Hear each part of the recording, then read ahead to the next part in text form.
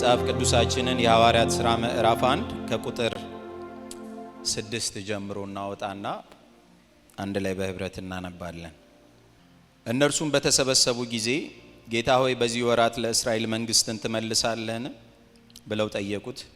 እርሱም አብ በገዛ ስልጣኑ ያደረገውን ወራትና ዘመናት ታውቁ ዘንድ ለእናንተ አልተሰጣችሁም።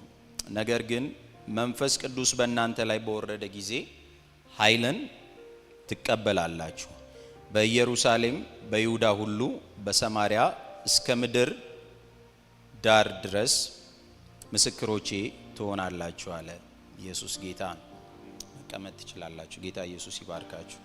እንግዲህ እንደምታውቁት የሐዋርያት ሥራ መጽሐፍ በጣም አስደናቂ የሆነ መጽሐፍ ነው። እኔ እንደው ምዕራፍ 1 ቁጥር 8ን አውጡ ስላልኳችሁ እንደዛ ወጣችሁ እንጂ ይሄ የሐዋርያት ሥራ መጽሐፍ እኔ እንደው ማለት የነበረብኝ የሉቃስ ወንጌል ምዕራፍ 25 ቁጥር 8ን አውጡ ነበር ማለት የነበረብኝ። የሉቃስ መጽሐፍ 24 ምዕራፎች አሉት። የሐዋርያት ሥራ የመጀመሪያው ቮሊዩም ነው። ወንድማችን ሉቃስ ነው የጻፈው። ይሄ የሐዋርያት ሥራ ደግሞ 28 ምዕራፎች አሉት። የሉቃስ ወንጌል ተከታይ መጽሐፍ ነው እና በጣም ሉቃስ ይሄ እንዴት ነው ነገር አዋቂና ነገሮችን የሚያይበት መልኩ እጅግ በጣም በተለየ አይነት መልኩ የሚያይ ብልህ የሆነ ሰው፣ በእውቀትም ደግሞ የተሻለ የሚባል የንግግር ችሎታው ደግሞ ወደር የማይገኝለት በጣም ጥሩ የግሪክ ተናጋሪ ሰው ነው እና ይሄ ሰው ሲናገር እንዲሁ ዝም ብሎ አይጽፍም። ለምሳሌ እኔ ብዙ ጊዜ በማስተምርበት ሰዓት ማርቆስንና ሉቃስን ጎን ለጎን አስቀምጬ ለማውራት እሞክራለሁ። ማርቆስ ወጣት ነው። እንደገና ደግሞ ብዙ በእውቀት ዓለምም ያን ያልጠልቆ የገባ አይደለም። ነገሮችን የሚያስተውልበት መንገድ ብዙም አይደለም እና ስለዚህ ምን ያደርጋል? ወዲያው ከዛም እንደዚህ ሆነ፣ በዚህ ወጣ፣ በዛ ገባ፣ እንደዚህ ያደረገ ምናምን ብሎ ቶሎ ደምድሞ ይጨርሰዋል። ሉቃስ ደግሞ እንደዚህ አይነት ሰው አይደለም። ገና መጽሐፍ ሲጀምር ከስር ከመሰረቱ ነገሮችን በሙሉ ጥፍፍ እያደረገ እያጠለለ መጻፍ ያለባቸውን ነገሮች በሙሉ እየተናገረ ነው የሚያደርገው እና በመጀመሪያው መጽሐፉ ላይ የጌታ ኢየሱስ ክርስቶስን ባዮግራፊ ነው የጻፈው። ጌታ ኢየሱስ ክርስቶስ ወደ ምድር መጥቶ ያደረገውን ነገር ያወራል። ነገር ግን በዛ ውስጥ ደግሞ የተለወጠ ህይወት እነ ጴጥሮስም ሲከተሉት እንደነበረ ከጌታ ከኢየሱስ ክርስቶስ ትምህርትን ሲወስዱ እንደነበረና እውነተኛ የሆነ ኮንቪክሽን በህይወታቸው ላይ እንዳለም በዛ መጽሐፍ ላይ በደንብ እናገኛለን። እሱም ብቻ ደግሞ ሳይሆን የመጨረሻው የመጽሐፉን መጨረሻ ሉቃስ ምዕራፍ 24 ላይ እነዛ ሰዎች ወደ ኤማውስ መንገድ በሚሄዱበት ሰዓት ላይ ከዛ ጌታ ኢየሱስ ክርስቶስ እንደመለሳቸው ተናግሮ በቀጥታ እንደ መግቢያ ነገር ይጠቀምና ጌታ ኢየሱስ ክርስቶስ በምዕራፍ 1 ላይ የተናገራቸውን ነገር ተናግሮ ነው የመጽሐፉን ሐሳብ የሚጀምረው እና አስቀድሜ ያነበብኩላችሁ መጽሐፍ የዚህ የሐዋርያት ሥራ መጽሐፍ ቤዚክ የሆነ ቲሙ ነው ወይም ደግሞ ዋና ጽንሰ ሐሳቡ ነው። ሉቃስ መጽሐፍ የፈለገው ነገር በዚህ በሐዋርያት ሥራ ሊገልጠው የፈለገው ነገር ምንድነው ካላችሁኝ ለጌታ ለኢየሱስ ክርስቶስ ምስክር መሆን፣ በመንፈስ ቅዱስ መሞላት፣ መንፈስ ቅዱስን መቀበል፣ ከዛም በኋላ በመንፈስ ቅዱስ ምሪት መሰረት ደግሞ ለጌታ ለኢየሱስ ክርስቶስ ምን መሆን? ምስክር መሆን። ከዚህ የተለየ ነገር ሉቃስ የሚጽፈው ነገር የለም። ነገር ግን መጽሐፉን ሲያደራጅ በጣም ብዙ ነገሮችን ያነሳል። ለኔ በጣም የሚመቸኝ የመጽሐፉ አከፋፈል ለሁለት መክፈል ነው። የጴጥሮስን ታሪክ መከተልና የጳውሎስን ደግሞ የአገልግሎት ታሪክ መከተል። እንደዛ ሆኖ ነው ይሰማኛል። ሌሎች ሰዎች ደግሞ የሚያነሱት ነገር አለ። ለኔ ግን በጣም እንዴት ነው የሚገዛኝ ሐሳብ የመጀመሪያዎቹ 12 ምዕራፎች የጴጥሮስን አገልግሎት በመከተል መንፈስ ቅዱስ በህይወቱ ላይ ያደረገውን ወይም ደግሞ መንፈስ ቅዱስ በዛ ኮንግሪጌሽን ውስጥ የሰራውን ስራ ይናገራል። ከዛም በኋላ ደግሞ የጳውሎስን መለወጥ ደግሞ ተከትሎ ከምዕራፍ 13 እስከ 28ኛው ምዕራፍ ደግሞ መንፈስ ቅዱስ በጳውሎስ ህይወት ውስጥ የሰራውን ስራ ደግሞ በጣም በዲቴል ይናገራል። የሉቃስ መጽሐፍ ይሄ ነው እና ሉቃስ እንደነገርኳችሁ ነገር አዋቂ ነው እና ዋና የሆኑ ነገሮችን አይረሳም። ከነዚህ ዋና ከሆኑ ነገሮች መካከል አንደኛው አስቀድሜ እንደነገርኳችሁ የጌታ ኢየሱስ ክርስቶስ ምን መሆን ነው?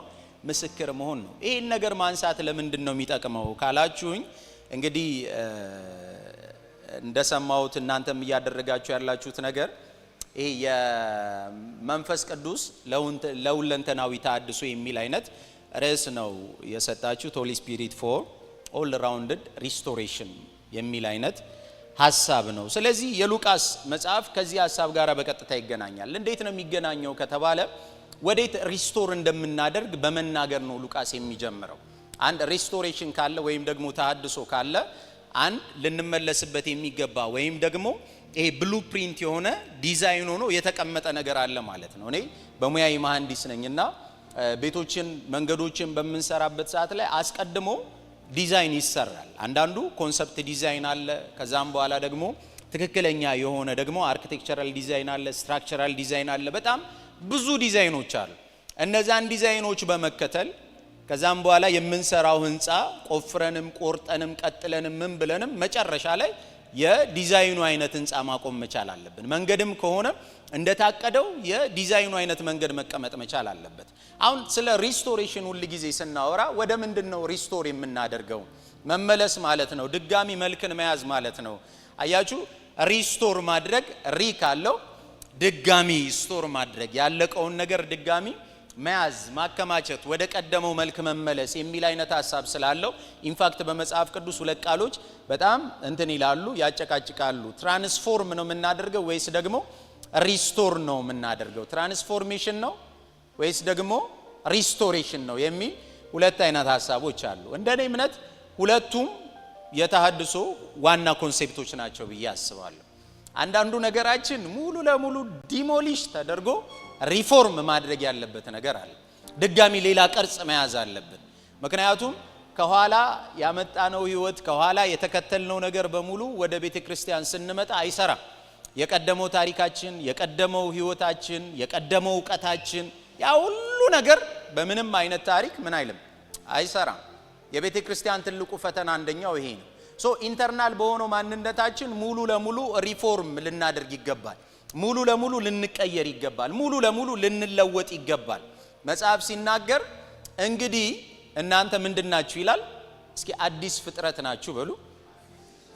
አዲስ ፍጥረት ናችሁ ካለ የሆነ ሁሉም ነገር ፈራርሶ የተሰራ አንድ ነገር አለ ማለት ነው። ፎርም የያዘ ነገር አለ ማለት ነው። ፎርም ያልነበረው ስብስብ ብሎ የሆነ ፎርም ቅርጽ ይዟል ማለት ነው። የሆነ መልክ ይዟል ማለት ነው። እንደገና ደግሞ ወደ ስራው ግን ስንመጣ እንደ ኮንግሪጌሽን ደግሞ አንድ ላይ የምንሰራቸው ስራዎች አሉ። ወደዛ ስንመጣ ግን ሪስቶር ማድረግ መቻል አለብን። እና ሉቃስ ይህንን ሐሳብ በጣም በትኩረት ነው የሚናገረው። መጽሐፉን ሲጀምር ሉቃስ ያለ ዋና ነገር ያለ ፍሬ ሐሳብ ዝም ብሎ የሚነዳ አይነት ሰው አይደለም።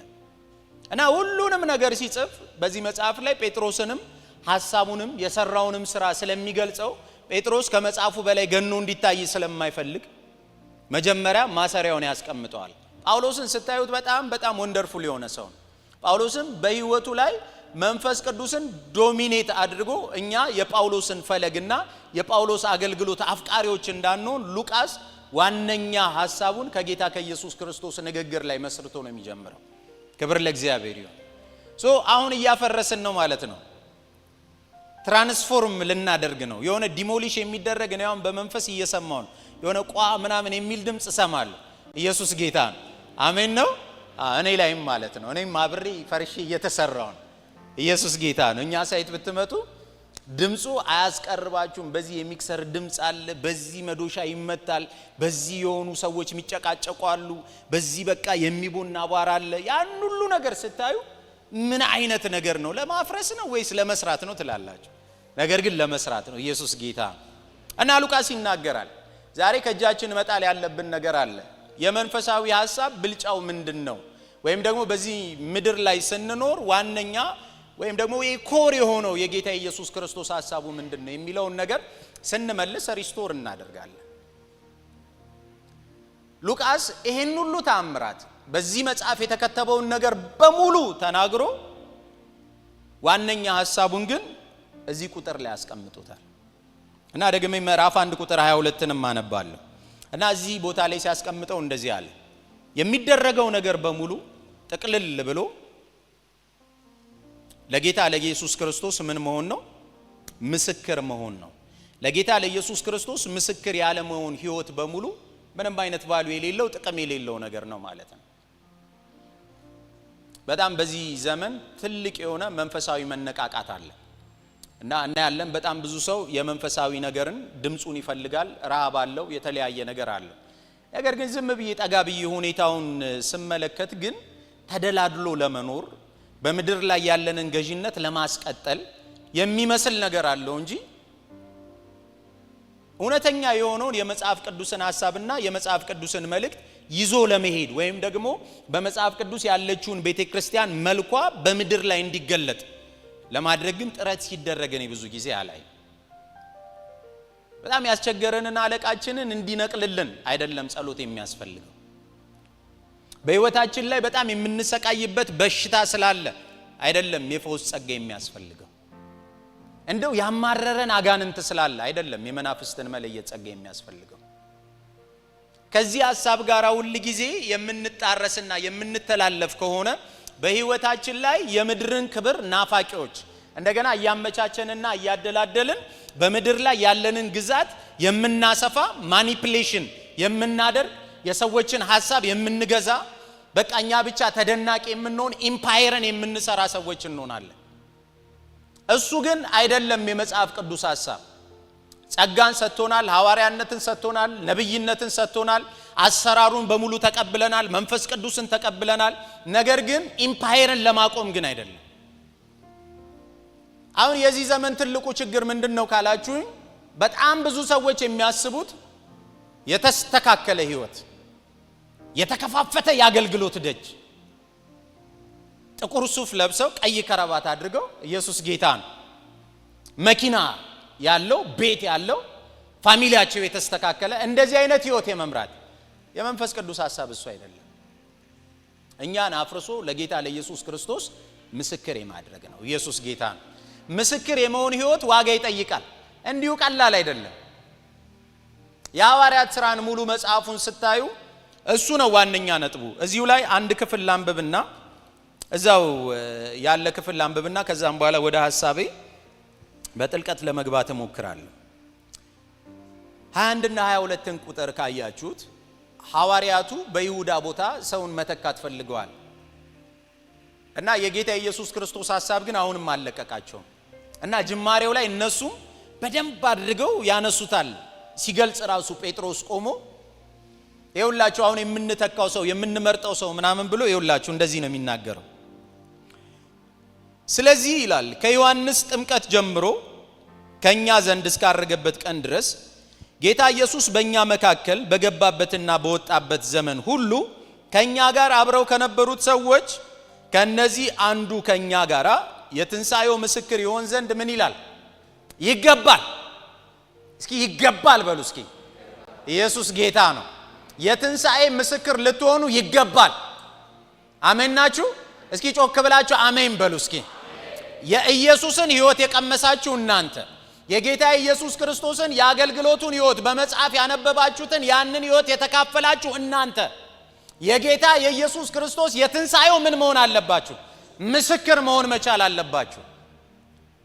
እነ ጴጥሮስ እንደው ቁመቱ ዘለግ ያለ ሲናገር የሚሰማ በጉባኤ መካከል ግርማ ሞገስ ያለው አሜን በሉ ሲል ሰዎች የሚሰሙት አይነት ሰው አልመረጡም። ጌታ ኢየሱስ ክርስቶስ ከዮሐንስ ጥምቀት ጀምሮ በገሊላ በሙሉ እየገባ በኢየሩሳሌም ከኛ ጋራ ሲያደርግ የነበረውን ነገር ምን ያለ ያየ ኢየሱስ ጌታ ነው። ጌታ የሚያደርገውን ነገር ማየት ይሁንላችሁ። እሱ የሚያደርገውን ነገር ካላያችሁ በመጽሐፍ የሱ ሐሳብና የሱ ፍላጎት ካልበራላችሁ እናንተ ሰዎች ሚስጥረኞች አይደላችሁም፣ የቀረባችሁ ልጆች አይደላችሁ። አባት ለልጁ የማይደብቀው ነገር የለም። እንዴት ነው የሚደብቀው ነገር የለም። ሁሉን ነገር ይገልጽለታል። በሙያው ጥሮ አካብቶ ምን ብሎ ያገኘው ነገር ካለ ለሰዎች የደበቀው ነገር ካለ አያችሁ። የኢንቲሜሲውን ጉዳይ የሚገልጸው ምንድነው ካላችሁኝ በመካከል ምንም የተደበቀ ነገር አለመኖሩ ነው። ያዩ የቀመሱ ጌታ ኢየሱስ ክርስቶስ ሲሄድ ያዩ፣ ሲያስተምር ያዩ፣ የመልእክቱን ሐሳብ የገባቸው ሰዎች የተረዱት አንደርስታንድ ያደረጉት እነዛ ሰዎች ምን መሆን አለባቸው? የትንሣኤው ምስክር መሆን አለባቸው። ኢንፋክት እዚህ ጋር የሚያወራው አንድ ሐዋርያን ስለመጨመር ነው። ትልቁ ሐሳብ ግን ምንድነው? የትንሣኤ። ስለዚህ መጽሐፉ ሙሉ ለሙሉ የተጻፈው ለምን መሰላችሁ? የኛን ኢምፓየር ለማቆም በአገልግሎታችን በጣም ስኬታማ ለማድረግ ሳይሆን ይህ መጽሐፍ የተጻፈው ሰው እንዴት የጌታ ኢየሱስ ክርስቶስ ምስክር ሊሆን ይችላል፣ ዊትነስ እንዴት ሊሆን ይችላል። ሽምጥጥ ሲያደርጉ ፈውስን ተቀብለው መልካም ነገርን አይተው የኔ ቢጤ አይነት በጣም ብዙ ሰዎች አሉ። ምንም ታሪክ የሌላቸው እግዚአብሔር ያነሳቸው አንድም ነገር የማያውቁ እግዚአብሔር ግን ሸላልሞ ያቆማቸው የጌታ ኢየሱስ ክርስቶስ ምስክር መሆን አቅቷቸው በብር ፊት መቆም አይችሉም። አያችሁ፣ በከበሩ ሰዎች ፊት ይንገዳገዳሉ። እንደው ከመሞት መሰንበት ይሻላል ለምንድነው መጋፈጠው ብለው አቋም አልባ ሆነዋል። እንደ ውሃ የሚፈሱ ሆነዋል። ዛሬ ሪስቶር የምናደርገው የምሬን ነው የምነግራችሁ ወደዚህ መልክ ነው። ኢየሱስ ጌታ ነው። ምስክር ወደ መሆን ዊትነስ ወደ መሆን የትንሣኤው ምስክር ኢየሱስ ተነስቷል ብለን የምንናገር ሰዎች እኔ እኮ በጣም እኮ ነው የሚያስቀኝ እኮ በዚህ ዘመን ጌታ እንደው ይሰውራችሁ። ሚዲያ ከፈት አድርጋችሁ ካያችሁ በጣም ትልልቅ የሚባሉ ሰዎች በሙሉ ገብተው እኔ በጣም በሃይማኖት ነጻነት አምናለሁ፣ ጌታ ኢየሱስ ክርስቶስ አዳኝ እንደሆነ ይገባኛል። ግን የሚገርማችሁ ነገር በዛኛው ቤትም ደግሞ መልካም የሆነ ነገር እኮ አለ። እኔ አሁን ከናንተ ጋር የመጣላት ሐሳብ የለኝም ብለው የሚያመቻምቹና ሁኔታቸውን ኑሯቸውን የሚያመቻም ምንድነው የሚያመቻቹ ሰዎች አሉ። ሪስቶር ካደረግን እውነቱን ተነጋግረን በደንብ ሪስቶር ማድረግ ነው። መታደስ ካለብን እውነቱን ተነጋግረን መታደስ አለብን። ከላይ የተቀባ ነገር አይጠቅመንም። የመጽሐፍ ቅዱስ ዋነኛ ሐሳብ የሐዋርያት ሥራ ትክክለኛው መልእክት ምንድነው ካላችሁ የትኛውንም ሰው በሙሉ የጌታ ኢየሱስ ክርስቶስ ምን ማድረግ ነው? ምስክር ማድረግ ነው። ስለ ጌታ ኢየሱስ ክርስቶስ የሚናገር ኢየሱስን የሚሰብክ በሕይወቱ ላይ ኢየሱስን የሚገልጥ በገባበት ቦታ በሙሉ ለጌታ ለኢየሱስ ክርስቶስ ታማኝ የሆነ ደቀ መዝሙር መሆን ነው ትክክለኛው ነገር። ይሄንን ያስቀምጥና ሉቃስ ይሄዳል። የሚገርማችሁ ነገር አይክደንም። ሉቃስ በመካከል የሚደረጉ ነገሮችን በሙሉ በታማኝነት እያወጣ ያነሳቸዋል። ኢየሱስ ጌታን በታማኝነት እየገለጠ ያመጣቸዋል። ለምሳሌ እነዚህ ሰዎች የጴጥሮስን ሕይወት እንዲሁ ዝም ብለን ብንመለከት ለመግቢያ ያህል ጴጥሮስ ይሄ በኢየሩሳሌም ያለው አገልግሎት፣ በኢየሩሳሌም ያለው መሰማት፣ በኢየሩሳሌም ያለው በቃ ይሄ ፈውስ ተአምራት የሚገርማችሁ ነገር ሁሉም ይመጣሉ ይላል። እንደገና ደግሞ ሁሉም ይፈወሳሉ ይላል። ምን አይነት ተአምር ምን አይነት አሰራር ነው በሱ ሕይወት ላይ ያለው። ይሄንን ነገር ስለተለማመደ ጴጥሮስ ወደፊት የጌታ ኢየሱስ ክርስቶስን ሐሳብ ማድረግ አልፈለገም። ቆሞ ነበረ፣ እስታክ አድርጎ ነበረ። በኢየሩሳሌም የእግዚአብሔር መንፈስ በኃይል አለ። ጌታ ሆይ እነዚህ እኮ ያሳደዱን ነው ሲሉ ምዕራፍ 5 ላይ እኔ እኮ በጣም እኮ ነው የሚገርመኝ። በቃ ተናገሩ በተለያየ አይነት ነገር ተናወጠ፣ መንፈስ ቅዱስም ደግሞ ሞላባቸው ይላል። ይህንን ነገር ለምደውታል። የጌታ ሐሳብ ግን መንፈስ ቅዱስን እየሰጠ እነሱ እየተደሰቱ ከዛም በኋላ መናፍስትን እያወጡ ህሙማንን በሙሉ እየፈወሱ እየተማማቁ እንዲኖሩ አይደለም የሚፈልገው። አስቀድሞ መልእክትን ነግሯቸዋል። በኢየሩሳሌም በይሁዳ ደግሞ ሁሉ ከዛም በኋላ ደግሞ በሰማሪያ እስከ ዓለም ዳርቻ ድረስ ብሎ ጌታ ነግሯቸዋል። የተቀበሉትን ነገር ግን ለኢየሩሳሌም አደረጉት። አማድ መስለው እንደው ይላል ጳውሎስ። እኔ ይገርመኛል አንዳንዴ ጳውሎስ የሚጠቀመው ቃል ደስ ይለኛል። አማድ መስለው አንዳች አልጨመሩልኝም ማለት ኢየሱስ ጌታ ከዚህ ይሰውራችሁ። አማድ መስሎ የሆነ ነገር ካለ መጨመር ይሰውርላችሁ። ጌታ በእውነት ይሰውራችሁ። ተማሙቀው ቁጭ ብለዋል። የጌታ ሐሳብ፣ የጌታ መልእክት፣ የጌታ ነገር በሙሉ ልክ የመጨረሻ ንግግሩ ነው ጌታ ኢየሱስ ክርስቶስ የተናገራቸው። ይህንን ነገር መጠበቅ ትተዋል። ከዛ ጴጥሮስ በአንድ ስብከቱ 3000 ሰዎች ጌታን ይቀበላሉ።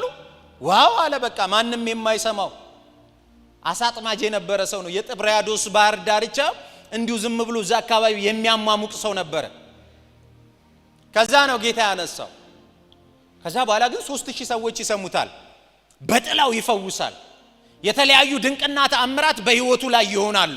የሞቱ ሰዎች በእጆቹ ይነሳሉ። እግዚአብሔር ድንቅና ተአምራትን አደረገለት። ጴጥሮስም ተጋጋለ። ከዛስ ቁጭ ልክልክ የለም።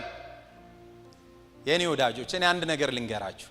በጣም የምታስቧቸው ይሄ አሁን በታሪክ ራሱ ወደ ኋላ እየተመለስን ጌታ እኮ እንደዚህ አድርጎ ምናምን እያልን የጴንጤ እንትኖች አሉ ላይክ በኦርቶዶክስ ይሄ ገድል ምናምን የሚባል አለና እኛም ደግሞ ያመጣ ነው ገድል አለን። አሁን ቅርብ ጊዜ ጀመረን። ይገርማችኋል እንትና የሚባል እግዚአብሔር ሰው እኮ ገና ሲገባ መናፍስት በሙሉ ተርመስመስ ይላል፣ አቤት የነበረው ክብር ምናምን እንላለን። ጌታ በእውነት ይገልብጠው። የምናወራቸው ትልልቅ ነገሮች አሉ። አንዳንዶቹ ደፋሮች ደግሞ በሚዲያ ይመጡና በእጄ ሙታንን ያስነሳው ሰው ነኝ ምናምን ይላሉ። ፕሬስ ጋድ ኢየሱስ ጌታ አሜን ናችሁ ይላሉ አይደል? ሚዲያ ላይ ቀርበው ምናምን እኔ ቀላል ሰው እንዳልመስላችሁ በጣም አስደናቂ የሆነ ነገር ነበር ምናምን ይላሉ። ከዛ እዛም ያሉ ሰዎችም ደግሞ እኮ ያነሳሉ፣ ወንድማችን እንደዚህ ቀላል እንዳይመስላችሁ ኢየሱስ ጌታ ነው። ከባድ ኢየሱስ ብቻ ነው። አሜን ናችሁ ወይ? ይሄኛው ሐሳብ አይምሮአችንን ተቆጣጥሮት አሁን የምንፈልገው ሐሳብ ምንድነው ካላችሁ ሪቫይቫል ሲባል እኔ እሰማለሁ፣ ተሐድሶ ያስፈልጋል ሲባል እሰማለሁ፣ መናፍስት እኮ በጉባኤያችን መካከል መቀመጥ የለበትም መውጣት አለበት ሲባል እሰማለሁ። ነገር ግን የጌታ ኢየሱስ ክርስቶስ እውነተኛ ምስክር መሆን አለብን ሲባል ግን ብዙ ጊዜ አልሰማም። በቃ ድክም ያለ ከዛም በኋላ ነገር የማይገባው ወይም ደግሞ አክራሪ የሚባል የሰባኪ ስብከት ሆኗል። እና ጴጥሮስ በስነ ስርዓት ሉቃስ ይህንንም ታሪክ በደንብ አድርጎ ያመጣዋል። እንዴት አድርጎ ጌታ እንደሚበትናቸው ደግሞ እናያለን።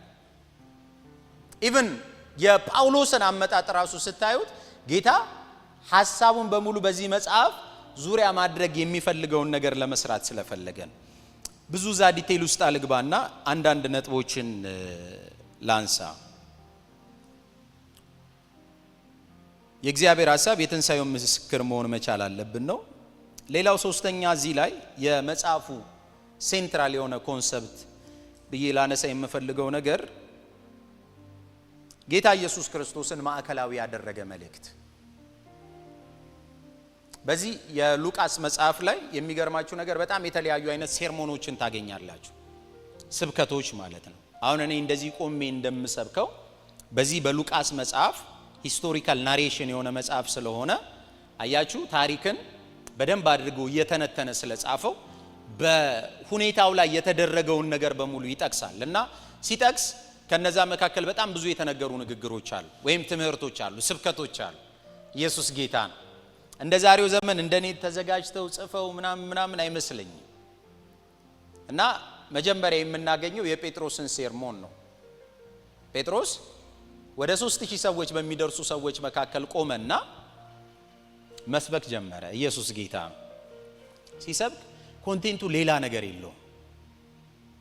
የሚያወራው እግዚአብሔር ከላይ ምስክር የሆነውን ጌታ ኢየሱስ ክርስቶስን ላከ፣ እናንተ ደግሞ አልተቀበላችሁትም። ወንጌል በጣም ፕሪሳይዝ እና ግልጽ የሆነ ነገር ነው። የክርስትና ዋነኛው ኮር አይዲያው ጌታ ኢየሱስ ክርስቶስ ብቻ ነው። እና ጴጥሮስ ይናገራል ሴርሞኑ ላይ ምን ብሎ ነው የሚናገረው? እናንተ ገላችሁታል፣ ጌታ ደግሞ አዳኝና መድኃኒት አድርጎ ሰጥቷቸዋል። እናንተ ካዳችሁት፣ ገደላችሁት። ነገር ግን ጌታ ደግሞ በመንፈሱ ምን አለው? አስነሳው። ለዚህም ደግሞ እኛ ምኖች ነን? ምስክሮች ነን። ነገር የሚከብድ ነገር የለውም። የምሬን ነው የምነግራችሁ። 10 ነጥብም የለውም፣ 20 ነጥብም የለውም፣ የሆነ የደረስንበት ዓለምም የለም።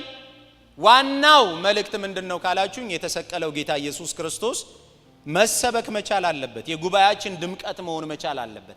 ሴንትራል የሆነው የመጽሐፍ ቅዱስ ኮር ሐሳብ ምንድነው? ኢየሱስ ነው። አሜን ነው። ኢየሱስ ጌታ ነው። ስለዚህ ምን እያልኩ ነው ካላችሁኝ ሪስቶር እናድርግ። እስማማለሁ በሐሳባችሁ። ግን ወዴት? የጌታ ኢየሱስ ክርስቶስ ምስክር እንሆን። ግን ወዴት? ጌታ ኢየሱስ ክርስቶስ የስብከታችን ማዕከላዊ ሐሳብ ይሁን። ቀጥሎ የምታገኙት በጣም ብዙ ጴጥሮስም ደጋግሞ በኢቭን በሸንጎ መካከልም ቆሟል። ምዕራፍ 3 ምዕራፍ 4 ላይ ተናግሯል። ከዛም በኋላ በቀጥታ የምታገኙት እስጢፋኖስ ነው። እስጢፋኖስ ደግሞ ምርር ያለ ኢየሱስ ጌታ ነው። ከጴጥሮስ ደግሞ የባሰ በቃ እስጢፋኖስ እናንተ የምታደርጉት ነገር ተብሎ ተሰጥቷቸዋል። ከግሪክ የመጡ አይሁዳውያን ስለነበሩ ሴቶቻቸው እየተገፉ ስለነበረ እነዚህ 7 ሰዎች መንፈስ ቅዱስና ኃይል የሞላባቸውን ምን አደረጓቸው? ዲያቆናት አደረጓቸው። ምግብ እንዲያገለግሉ በዛ መካከል ያለው ክራውድ ተመችቷቸዋል። እነ ጴጥሮስ በቃ ተመችቷል። ሐሳብን ራሱ ያመጣሉ። 7 ሰዎችን መርጠን እንሾማለን። ከዛም በኋላ የኛው ትርምስና የተለያየ ነገር በሙሉ አይኖርም። እስከ ምን ዘለቀሽ? እስከ ድረስ ሄደ። እስከ ምዕራፍ 8 እስኪፈሉ ኢየሱስ ጌታ። ያ ሁሉ ነገር የታቀደበት ነገር በሙሉ እስከ የት ሄደ? ምግብም የለም ምንም የለም። ከዛ ስደት መጣ። የትኛው ምዕራፍ 8 ላይ እና እስጢፋኖስ በጣም ይደንቀኛል። ዲያቆን ነው። ምግብ ዝም ብሎ እንዲህ ሲያመላልስ ነካ የሚያደርገው የእግዚአብሔር መንፈስ አለ። የተሰቀለው ጌታ ኢየሱስ ክርስቶስ ሰማያት ተከፍተው ያየዋል። በቃ ሐሳቡን በሙሉ ምን ብሎታል? ተቆጣጥሮታል። ተናገራ። በአይሁድ መካከል ይከራከር ነበር። የሚናገርበትንም የጥበብ መንፈስ ሊቋቋሙት ደግሞ አልቻሉም ማለት እንዲህ ያቀበላቸው ጌታ ኢየሱስ ክርስቶስ እኮ ያው ሆኖ ተነስቷል ይላቸዋል። ውስጡ የተቀመጠ የሚገላበጥ ነገር አለ። ሴንትራል የሆነው ኮንሴፕቱ ማን ነው? ኢየሱስ ነው።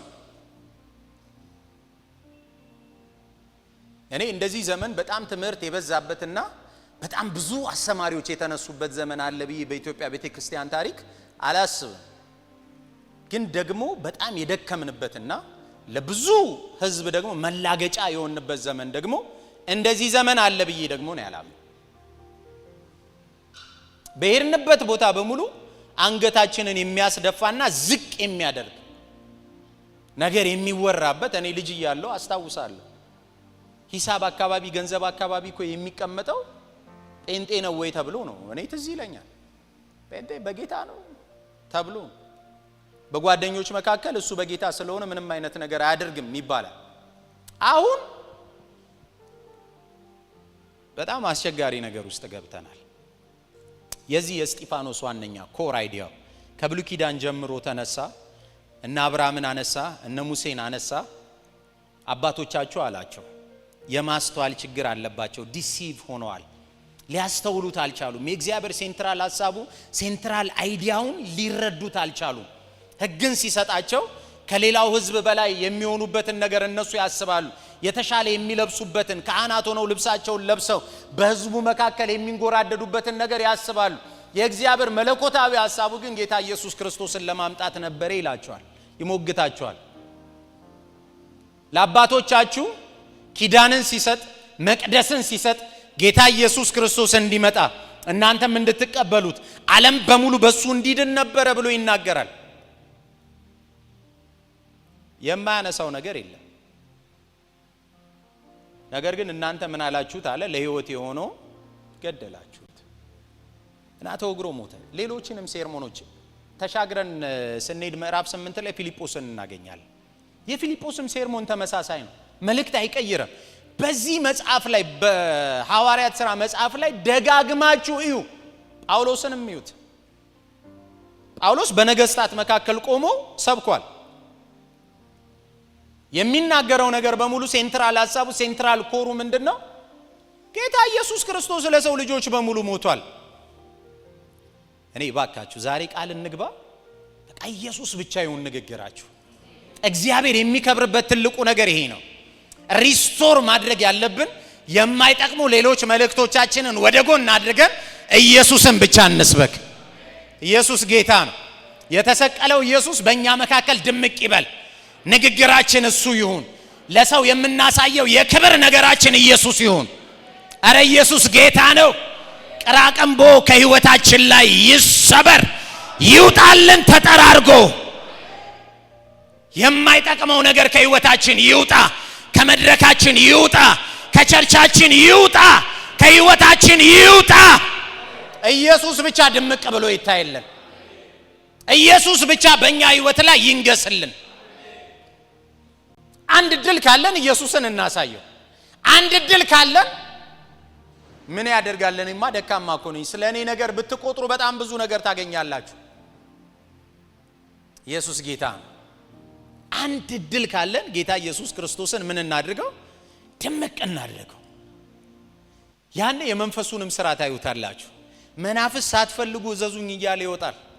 የምሬን ነው የምነግራችሁ። በመካከላችን በደዌ የሚያዙ ሰዎች ሊኖሩ አይችሉም። የእግዚአብሔር ልጅ እሱ ኢየሱስ ክርስቶስ በሚከብርበት ቦታ በሙሉ መንፈስ ቅዱስ በኃይል ይንቀሳቀሳል፣ ይገልጣል ማንነቱን። ኢየሱስ አለ ስትሉት እኔም አለው ይላል። ኢየሱስ ጌታ ነው። መጽሐፍ እኮ ሲናገር የጸጋ ስጦታዎችን ራሱን ለመግለጥ ለጥቅም ይሰጣቸዋል ይላል እኮ አይደል? ራሱን ለመግለጥ ለጥቅም ይሰጠዋል ካለ ራሱን ለመግለጥ ሲል ማን ነው የሚገለጠው? መንፈስ ቅዱስ እኮ ነው። መንፈስ ቅዱስ ደግሞ ያለ ኢየሱስ ክርስቶስ አይገለጥም፣ አይፈልገውም። ኢየሱስ በሌለበት ቦታ ላይ ለመድመቅ የሚመጣ ሆሊ ስፒሪት የለም። የምሬን ነው የምነግራችሁ። ተሸዋውደናል፣ ብዙ ተላልፈናል፣ በጣም ብዙ ተላልፈናል። በጣም ብዙ ረጅም ልሳን ተናግሮ ትንቢት መናገር አይደለም የጌታ መለኮታዊ ሐሳቡ። በህይወታችን ላይ ጌታ ኢየሱስ ክርስቶስ ሊነግስ ይገባል። እልህኝነቴን ሊያሸንፈው ይገባል። አለመታዘዜን ሊያሸንፈው ይገባል። እየሄድኩኝ የምወድቀውን ነገር ምን ሊያደርግ ይገባል? ሊያሸንፈው ይገባል። እምነት ከሌለኝ እምነትን ሊሰጠኝ ይገባል። እኔ አንድ ነገር ልንገራችሁ። እንዴት ነው በጣም ብዙ ይነገራል ይሄ አባባል፣ እኔ እሰማለሁና በጣም ይገዛኛል ይሄ አባባል። እንዴት ነው በእውነተኛ ዘመን በእውነተኛ ጊዜ እንዴት ነው የውሸት አንኑር የሚል ማለት ነው። ኢየሱስ ጌታ ነው። የምንኖረው ጊዜው ምንድነው? እውነተኛ ነው። ዝም ብሎ ይሄዳል። ጊዜ የሚባል ነገር ቆሞ አይጠብቀንም። መተዋወቀንም ተዋውቀናል ፓስተር ይሄዳል። ኢየሱስ ጌታ ነው። ግን የእውነት ህይወት ይኑረን። ካልቻለን አልቻልንም። እውነት ነው። ደጋፊ የሆነ መንፈስ አለ። ነገር ግን የምር ለመኖር ቃል እንግባ። የእውነት ዝም ብለን ግግም ብለን ፍጠጥ ብለን ለመኖር ቃል እንግባ። ሰሙት። የሰሙትንም ቃል ደግሞ ለኛ አጸኑት። እንዴት አጸኑት? ጌታ ኢየሱስ ክርስቶስን ቀዳሚ የሆነ የህይወታቸው ዋና አድርገው ስብከታቸው ኢየሱስ ነው። ዋጋ ለመክፈል ወደ ኋላ አይሉም። በገባቸው ነገር በሙሉ ስለ ጴጥሮስ በጣም ብዙ ሐሳብ ብዙ ድካም ልታነሱ ትችላላችሁ። ኢየሱስን በመናገር ረገድ ግን ይሄ ሰው ምንም አይነት ነገር አይነሳበት። ስብስብ ሲሉ 3000 ሰው እስኪሳሉት እንደኔ ማይክ ራሱ የሚጠቀም አይመስለኝ። በዛ ላይ ደግሞ የሚገርማችሁ ነገር እንደው ያላመነ ፓጋን እኮ ይሻላል እኮ የእግዚአብሔርን ታምርና ምናምን እኮ ሲያይ የሆነ ድንግጥ ብሎ እንደዚህም አለ እንዴ ምናምን ብሎ ብርክክ ይላል። እነዚህ ሰዎች በጸሎት ሲተጉ የነበሩ ይላል ሰብሰብ በብለው መጥተዋል። ስለ ሕግ ብትጠይቋቸው ስለ ሕግ ይናገራሉ። ለሕጉም ደግሞ ታማኝነታቸውን ከተለያየ ስፍራ ከግሪክ በጣም ሩቅ ከሆነ ቦታ ከአውሮፓ ከኤዥያ እንዳለ ተሰብስበው ከምድር ስፍራ በሙሉ የመጡ ሰዎች ናቸው። በእነሱ ሰዎች መካከል ጌታ ኢየሱስ ክርስቶስን ቁልጭ አድርጎ ተናገረ። ዋነኛው የሐዋርያት ሥራ መጽሐፍ ሉቃስ በጣም ትኩረት የሚሰጥበት ነገር ምንድነው ካላችሁ የጌታ ኢየሱስ ክርስቶስ ምስክር የመሆን የትንሳኤው ምን መሆን ምስክር የመሆን ቀጥሎስ ጌታ ኢየሱስ ክርስቶስን ሴንተር ማዕከል ማድረግ ኮር ማድረግ ኢየሱስን ይሄ ነው ሐሳቡ። ኢየሱስ ጌታ ነው። በእኛ ህይወት ላይ አንዳንድ ነጥቦችን አንስቻለሁና እንደው በምን አቅጣጫ ነው ኦል ራውንድድ የሚል ሐሳብ ስላለው ለሁለንተናዊ የሚል ሐሳብ ስላለው በምን አቅጣጫ የሚል ጥያቄ እኔ ውስጥ ነበረ። ሪስቶሬሽን ወደ እውነተኛው መመለስ ወደ እውነተኛው ነገር መመለስ ከሆነ ወይም ደግሞ እንዴት አድርገን እንመለስ የሚለው ሐሳብ አይ ቲንክ እሱ ይገዛል። ስለ ጌታ ኢየሱስ ክርስቶስ ደግሜም አነሳዋለሁ። ግን እንዴት እንድንታደስ እነዚህ ሰዎች ምን አይነት ነገር ነበራቸው ወይም በምን አይነት መልኩ ይሄዱ ነበር የሚለውን አንዳንድ ነጥቦችን ላንሳና ጌታ በረዳኝ መጠን ደግሞ አብሬያችሁ ለመጸለይ ሞክራለሁ። በምን አይነት መልኩ በዚህ በሐዋርያት ሥራ መጽሐፍ በጣም አንድ የሚያስደንቅ አይነት ነገር አለ። ሁለንተናዊ የሆነ ተሐድሶ ከተባለ እዚህ ሀገር ላይ ደስ የሚል አይነት ሁኔታ አለ። አሁን ቀጥዬ የምናገረው ነገር በዚህ ሀገር በጣም ደስ የሚል የተለመደ ነገር አለ እና በጣም አፕሪሺየት አደርገዋለሁ። ምን ነበረ የሐዋርያቶቹ በጣም የተለየ ወይም ደግሞ የሐዋርያት ማህበር የሚባሉት ምን አይነት ህይወት ነበራቸው ወይም ደግሞ እንዴት አይነት መውጣትና መግባት ነበራቸው የሚለው ነገር በጣም ወሳኝ ይመስለኛል። ምክንያቱም የበዛው የመንፈስ ቅዱስ ሥራ በእነሱ ህይወት ላይ የተገለጠው ዋነኛ ማሰሪያው ነገር ይሄ ነው ብዬ አምናለሁ። በአንድነት የሚንቀሳቀሱ ወይም ደግሞ አንድ ልብ የነበራቸው ነበሩ። ጌታ ኢየሱስ ክርስቶስ ነግሯቸዋል። ከዛ ህግ መካከል ወይም ደግሞ ከሰጣቸው ትእዛዝ መካከል አንዱ ኃይልን ሳትቀበሉ ከኢየሩሳሌም ምን አትበሉ ነው፣ አትውጡ የሚል ሐሳብ ነው ያለው። አትውጡ በኢየሩሳሌም ሁኑ ብሎ ሲናገር የህብረትን ነገር ነው የሚያነሳው። እነሱም ደግሞ አንድ ላይ ጋዘር ሆኖ አንድ ቦታ ላይ ተሰብስበው ተቀምጠው ነበር እና ተሰብስበው ተቀምጠው ግን በጣም የሚያስደንቅ አይነት ነገር እነዚህ ሰዎች አላቸው። አንድ ናቸው፣ አንድ ልብ አላቸው። ግን እንዴት አንድ መሆንስ ደግሞ ይቻላል? ይቻላል? እኔ አሁን ከወንድሜ ጋራ አንድ ነኝ ማለት እችላለሁ? በጣም ብዙ የሚለያዩን ነገሮች አሉ አይደል? እሱ ነው በጣም ፈተና የሆነብን ነገር። አንድ እንዳንሆን ቢንግ ቱጌዘር ወይም ደግሞ እንዴት ነው ጋዘሪንጋችን አንድ እንዳይሆን የሚያደርጉ በጣም ብዙ ነገሮች አሉ። ለምሳሌ በጣም ከነዚህ መካከል እኔ ላንሳብል በሀገራችን ላይ ያለውንም ሁኔታ እኔ ደፈር ብዬ መናገር ፈልጋለሁ። በጣም ብዙ ዲቪዥን የሆነ ነገር አለ። በምን በሀገር ልጅ እንከፋፈላለን። እኔ የእንትን ብሔር ነኝ፣ እኔ የእንትን እንትን ነኝ፣ እኔ የእንትን እንትን ነኝ የሚል አይነት ምን አለን? ክፍፍል አለን። ሐዋርያት ምን ይላል? በአንድ ልብ ነበሩ። ያዙልኝ፣ ኢየሱስ ጌታ። በአንድ ልብ ነበሩ ብሎ ሲናገር መቼም ይሄ ወጥነት፣ በደርዝ አንድ መሆን፣ በመልክ አንድ መሆን፣ ምንም አይነት ልዩነት የሌለው እያያችሁት የመለያየት ነገር የሌለው አይነት ነገር አይደለም የሚያነሳው። በህብረት መካከል ስላለ አንድነት ነው። ኢየሱስ ጌታ ነው። ዩኒፎርም የመሆን ነገር አይደለም። ተመሳሳይ የመሆን ነገር አይደለም። በእኔና በፓስተር አሴ የሚሰራው መንፈስ አንድ ነው። ነገር ግን ስራው ግን ልዩ ነው። የኔ ጸባይ ሌላ ነው፣ የፓስተር አሴ ጸባይ ሌላ፣ የወንድሜ ዘሌ ጸባይ ሌላ ነው። በቃ ሁሉ ነገራችን ሌላ፣ መልካችን ሌላ ነው፣ አመጣጣችን ሌላ ነው። ከኋላ የምንጎትታቸው የምንጠራቸው ሰዎች በሙሉ ምንድናቸው? ሌሎች ናቸው። ነገር ግን አንድ ግን መሆን መቻል ደግሞ አለብን። ዩኒፋይድ መሆን አለብን። አንድ ልንሆን ደግሞ ይገባል። አንድ ላለመሆን በጣም ትልቅ ስትራግል አለብን። አይ ቲንክ ይሄን አምነን አንድ ሪስቶር እንዴት እናርጋ? አንድ በመሆን እንዴት አንድ እንሆን? ዘረኝነትን እንተው። ኢየሱስ ጌታ ነው። እርሱ ከነገድ ከቋንቋ ከዘር ሁሉ ዋጅቶ ለመንግስቱ ካህናት የሚሆኑ ሰዎችን ለይቷል። እንደውም የጳውሎስ ድፍረቱ ነው በጣም የሚገርመኝ። በዚህ በመጽሐፍ ቅዱስ ያነሳው በጣም ያስደንቀኛል። አንዳንድ ጊዜ በጣም ኤክስትሪም ሄድና የግሪክ ሰው የለም ይላል፣ አይሁዳዊ ደግሞ የለም፣ ባሪያ የሚባል የለም፣ ስኩቴስ የምትሉት የለም፣ ምንም አይነት ክላስ የለውም ማለት። ወረደ መጣና ኢየሱስ ጌታ ነው፣ ወንድም ሴትም የለም ማለት። ኢየሱስ ጌታ ነው። ሃሌሉያ። ጳውሎስ ይህን ያህል ካሳነሰው የዘር ነገር፣ የብሔር ነገር፣ በሀገር መተዋወቅ ነገር እኔ እንደው እሱ በጣም ደስ ይለኛል፣ ሊመቸኛል፣ ፍሬንድሊ ነው፣ ጸባዩ ደስ ይለኛል የሚለው ነገር ላይ ነው ያለው። እታች አመጣውና ሁሉ በጌታ በኢየሱስ ክርስቶስ ምንድን ነው? አንድ ነው። አንድ ነበሩ። እነዚህ ሰዎች በአንድነት የሚታወቁ ነበሩ። በትምህርት አንድ ነበሩ። በሚሰበሰቡበት ጊዜ ጴጥሮስ የሚናገረው ነገር ያዕቆብ ከሚናገረው የሚለያይ ነገር የለውም። አንድ ትምህርት አላቸው። ያ አንድ ትምህርታቸውም ጌታ ኢየሱስ ክርስቶስ ነው።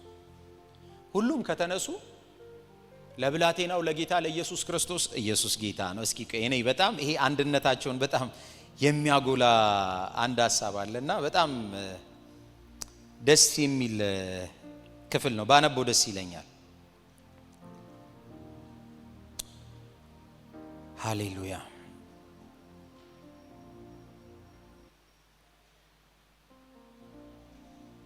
ይህን ረዘም ያለ ክፍል ነው፣ ግን እስኪ ላንብበው። ምንድነው አንድ ያደረጋቸው ሐሳብ? ምዕራፍ 5 ቁጥር 17 ሊቀ ካህናቱ ግን የሰዶቃውያን ወገን ሆነው ከእነርሱ ጋር የነበሩትን ሁሉ ተነሱ፣ ቅናትም ሞላባቸው። በሐዋርያትም ላይ እጃቸውን ጭነው በሕዝብ ወህኒ ውስጥ አኖራቸው። የጌታ መልአክ ግን በሌሊት የወህኒውን ደጅ ከፍቶ አወጣቸውና ሂዱና ቆማችሁ የዚህን የሕይወት ቃል ሁሉ ለሕዝብ በመቅደስ ምን በሉ አለ ንገሩ አላቸው። በሰሙም ጊዜ ማልደው ወደ መቅደስ ገብተው አስተማሩ። ግን ሊቀ ካህናቱ ከነርሱ ጋር የነበሩት መጥተው ሸንጎና የእስራኤል ልጆች ሽማግሌዎች ሁሉ በአንድነት ጠሩ፣ ያመጧቸውም ዘንድ ወደ ወህኒ ላኩ።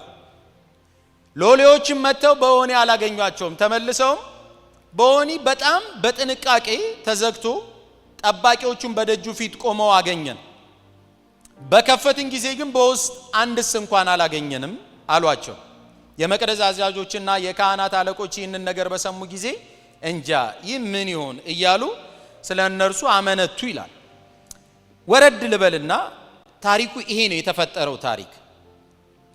ግን ወረድ ልበልና በጣም አንድ የሚያስደስት ሐሳብ አለ።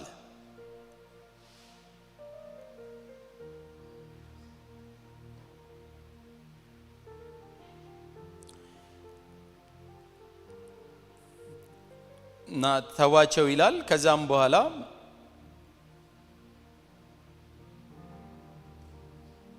እነርሱም ብሎ ሲሰሙም ሐዋርያት ወደ እነርሱ ጠርተው ገረፏቸው፣ በኢየሱስም ስም እንዳይናገሩ አዘው ከፊታቸው አወጧቸው። እነርሱም ስለ ስሙ ይናቁ ዘንድ የተገባቸው ሆነው ስለቆጠሩ ከሸንጓቸው ፊት ደስ እያላቸው ወጡ። ዕለት ዕለት በመቅደስና በቤታቸው ስለ ኢየሱስ እርሱ ክርስቶስ እንደሆነ ማስተማርና መስበክን ምን አላሉ አልተውም። ከፍ ብላችሁ ደግሞ ብታነቡት እዚሁ ምዕራፍ ላይ ተሰብስበው የሚጸልዩበት ክፍል አለ እና ተሰብስበው የሚጸልዩት አንድ ነገር ነው። እነዚህ ሰዎች ተነስተውብናል፣ ከባባድ የሆነ ነገር አድርገውብናል።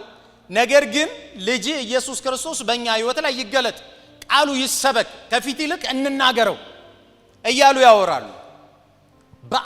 አንድነታቸውን በምንድን ነው የሚገልጹት ካላችሁኝ፣ በትምህርታቸው፣ በስብከታቸው ዕለት ዕለት በሚገቡበት ቦታ በሙሉ በመቅደስ ሆነ በተለያየ ቦታ የጌታን ቃል በመስበክ ምን ይላሉ? አንድነታቸውን ይገልጹታል። የተለየ አይነት መልእክት የላቸው። ሌላው ምዕራፍ 2 ላይ እንሂድና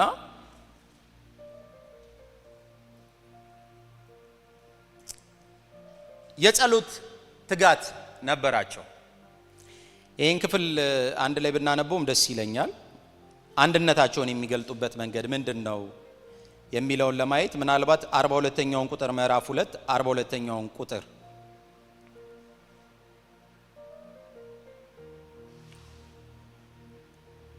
እንደዚህ ይላል። በሐዋርያት ትምህርትና በህብረት እንጀራንም በመቁረጽ በጸሎትም ምን ይሉ ነበር? ይተጉ ነበር። በሐዋርያት ትምህርት እንጀራንም በመቁረስ በህብረት በጸሎት ምን ይሉ ነበር? they are unified፣ አንድ ናቸው። ያልተመለሰ ብዙ ጥያቄ ቢኖራቸውም ያልተመለሰ ማአት ነገር ቢኖራቸውም ነገር ግን ምንድናቸው? አይ ቲንክ አንድ መሆን የመንፈስ ቅዱስን ነገር በጣም በኃይል በህይወታችን ላይ እንዲመጣ ያደርጋል ብዬ አስባለሁ። በዚህ ዘመን ምን ጎደለ ካላችሁኝ እንደኔ የተከፋፈለ ነገር ነው ያለው። በትልቋ ቤተክርስቲያን ወይም ደግሞ በዚህች ትንሿን በምንላት ቤተክርስቲያን ብዙ ጊዜ ስታዩ ወጥ የሆነ አይነት ነገር በአብዛኛው የለም። በፍላጎት የተለየ ፍላጎት አለን። ነገርን የምናይበት ነገር የተለያየ ነው። የምንስማማበት ትምህርት የለንም። ከፍ ብዬ ደግሞ ወደ እዚያውን የኢቫንጀሊካል ሰርክል ላይ ያለውን ደግሞ ሁኔታ ብናይ በትምህርት ጸብ ነው። እኔ አሁን በጣም ይገርመኛል። በጣም ትልልቅ ሰዎች አሁንም በየሚዲያው ምናምን እየወጡ እኔ በጌታ ነኝ ጴንጤ ግን አይደለሁም ምናምን እና እያስፈራሩ ነው እና ቢተውን እኔ በጌታ ጴንጤ ግን አይደለሁም እኔ በጌታ ራት እንደዚህ አላምንም የሚሉ በጣም ብዙ ነገሮች እየመጡ ነው። ሴንትራል ኮንሴፕቱ ጌታ ኢየሱስ ክርስቶስ ካልሆነ ዋነኛው ሐሳቡ የተቋም የአገዛዝ እንደገና ደግሞ ተቋምን እንዴት አድርጌ መምራት አለብኝ እኔ ይሄንን ተቋም ማስኬድ አለብኝ የሚል ጥያቄ ካለ በአየሩ ላይ ብቻዬን መሰማት አለብኝ የሚል ጥያቄ ካለ እመኑኝ ልዩነትን እንዲየፈለፈልን እያወጣን ብዙ አይነት ነገሮችን ልናናገር እንችላለን። የቀደሙት የሐዋርያት ቤተክርስቲያን ህብረታቸው በጣም ዩኒክ ያደረገው በትምህርት ምንድናቸው? አንድ ናቸው።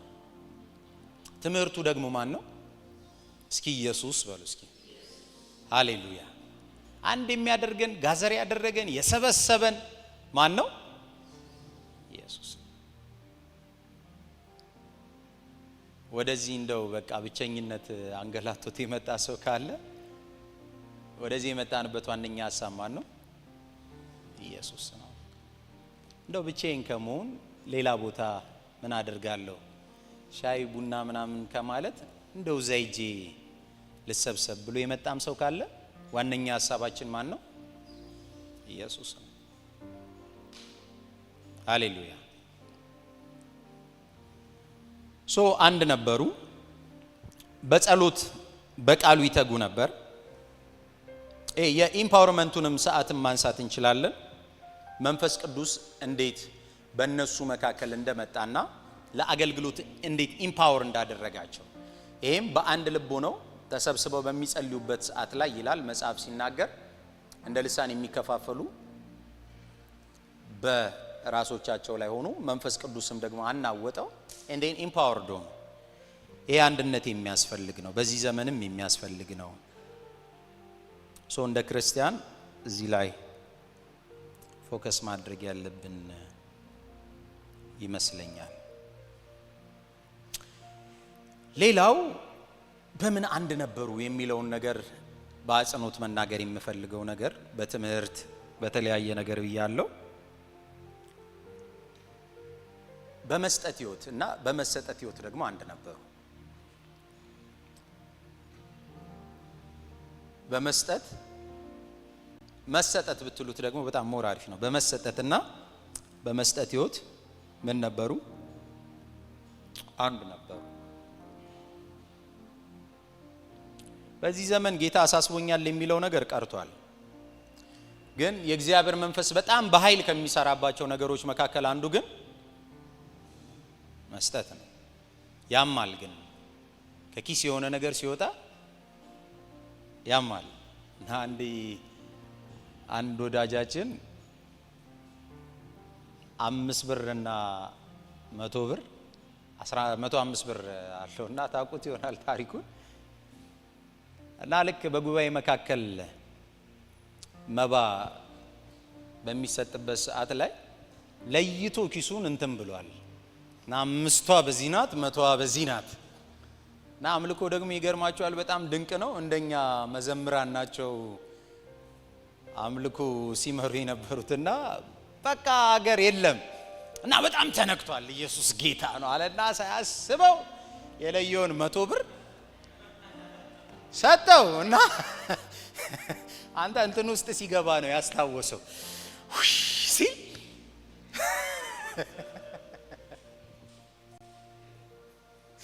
ከጎን ያለው ጓደኛው ምን ነው ሰላም አይደለም ሲለው አይ ኃይል አውጥቻለሁ ኃይል ወጥቶኛል አለ። የ100 ብር ታሪክ በጣም ከባድ ነው። በዚህ ዘመን የማካፈል ህይወት፣ የመቆረስ ህይወት፣ ለሌሎቹ ሼር የማድረግ ህይወት፣ ያለንን ነገር በሙላት የመስጠት ህይወት የለም። በቀደመው ዘመን በጣም ብዙ ሰዎች የእግዚአብሔር መልእክተኛ ነኝ እግዚአብሔር ለዚህ አካባቢ መልእክትን ሰጥቶኛል ድምጽን ሰጥቶኛል ብለው ይመጡና 1 ወር 2 ወር የተለያየ ጊዜ ምን ይላሉ? ቆይተው በልተው ጠጥተው ጸልየው እዛ አካባቢ ላይ መውጣት ያለበት መናፍስት ወጥቶ ጌታ ኢየሱስ ክርስቶስ ስሙ ከብሮ ተሰብኮ አጥምቀው ይመለሱ ነበር። በዚህ ዘመን ራቅ ያለ ሰው ከደወለልን ትንሽ ኔትወርክ ይቆራረጣል። እኔ ጋር ኔትወርኩ ሰላም ነው፣ እናንተ ጋር ሰላም ነው። ኢየሱስ ጌታ። የመስጠት ህይወት ነበራቸው። በጣም አስደናቂ የመስጠት ህይወት ነበራቸው። በመካከላቸው ምን አልነበረም ይላል መጽሐፍ ሲናገር፣ ችግረኛም አልነበረም። ሪስቶር ማድረግ ካለብን ጤናማ ለሆኑ ቤተክርስቲያኖች መስጠት መቻል አለብን። ጤናማ ለሆኑ አገልጋዮች ማካፈል መቻል አለብን። አያችሁ ጮሌው መጥቶ እኮ እጃችሁን ከፍ አድርጉ ማንንም እንትን እንዳይል በቀጥታ ወደ ኪሳችሁ እያሉ ነጠቁን አይደል? በጣም ቆንጆ ሚዲያ ከፈቱበት። በጣም ደስ የሚል ቸርቾችን አደረጉ። ከዛ እውነተኛው ጌታ ኢየሱስ ክርስቶስ ግን በመድረኮች አይሰበክም። ኃይል መሆን ካለባችሁ ጤናማ ለሆነው ትምህርት ኃይል ሁኑ። ማካፈል ካለባችሁ ጤናማ ለሆነው ትምህርት በደንብ አድርጋችሁ ጀነረስ ሁኑ። ኢየሱስ ጌታ ነው። ወንጌል ሊሰበክበት ለሚችለው ኢየሱስ ሊሰበክበት ለሚገባው በትውልድ መካከል እውነተኛ የሆነ ፍሬ ላለው ነገር ማካፈል መቻል አለባችሁ። ሪስቶር ማድረግ መቻል አለብን። ኢየሱስ ጌታ። እንግዶች የሆኑ መተው ባዷችንን አድርገውት እንደ ኤፍሬም ይላል እኮ አይደል? ጉልበቱን ሲበሉት አልነበረም ኤፍሬም። ምጽአተኞች መጡና ምን አሉት ይላል? ጉልበቱን በሉት። የማካፈል ህይወት ነበራቸው። በማካፈል መመላለስ መቻል አለብን። አንዳንድ ሰዎች የሚያልፉበትን ህይወት ግዴታ መናገር የለባቸውም። የምሬን ነው የምነግራችሁ። የሚያልፉበት በጣም ከባድ የሆነ ህይወት ነው በዚህ ምድር ላይ። መታየት አሪፍ ነው። ኢየሱስ ጌታ። ዞር ማለት ጌታ መልካም። በመንፈስም ጌታዊ እስኪያሳየኝ ያው እንትኑ ይበዛል። ይሄ የሚያሳድደን እሱን አየው የሚለው በጣም ይበዛል። ከፊት ለፊት የሆነ ነገር ተከፈተ ምናምን የሚለው ነገር ይበዛል። ከኪስ የሚወጣው ነገር ግን በጣም ያንሳል። አሳሰበኝ ማለት መቻል አለብን። እነዚህ ሰዎች የሚያገኙትን በሙሉ በሐዋርያት እግር ስር ያመጡ ነበር። ኢንፋክት እንደዛ ዘመን መሆን በጣም አስቸጋሪ ሊሆን ይችላል። እንደዛ ልንሆን አንችል ይሆናል። ነገር ግን በተወሰነ መልኩ እርስ በርስ መተያየት አለብን በመስጠት። ሌላው አንድነታቸው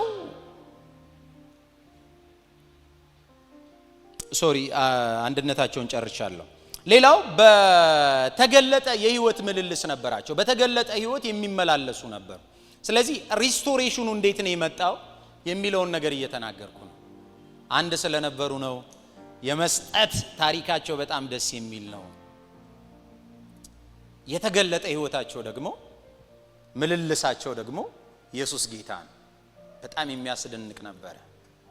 በተገለጠ ህይወት የሚመላለሱ አሉ። አንዳንዴ እኛም እንፈተናለን። አገልጋዮች እስኪ ደውልልኝ ምናምን ሲሉ ኤሎ ከየት ነው? ከጅንካ። በቃ በኋላ ስገባ ደውላለሁ። ኢየሱስ ጌታ ነው። ኤሎ ከየት ነው? ከዚህ ከካሊፎርኒያ። የእግዚአብሔር ሰው ይገርማል። ያሳየኛል የሆነ ነገር አለ ከፊት። ኢየሱስ ጌታ ነው።